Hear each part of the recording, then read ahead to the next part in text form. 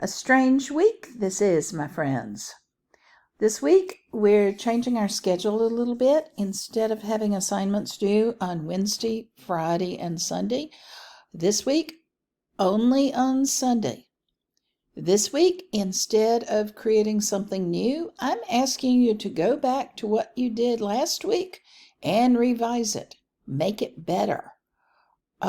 Figure out ways to make it clearer, more organized, more logical, whatever it takes. Now, let's look at the week here. You see this on the screen, and I've got resources for you. I've got a YouTube video on exactly how do you revise and edit your writing.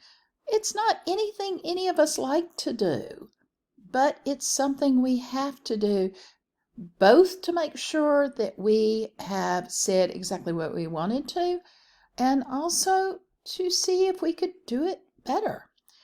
Then I have put in some things that I have been seeing over the last couple of weeks that we need to work on: the apostrophe, run-on sentences, and our wonderful thing, comma splices.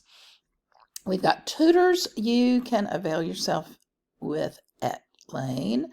And as I've said, no forum this week.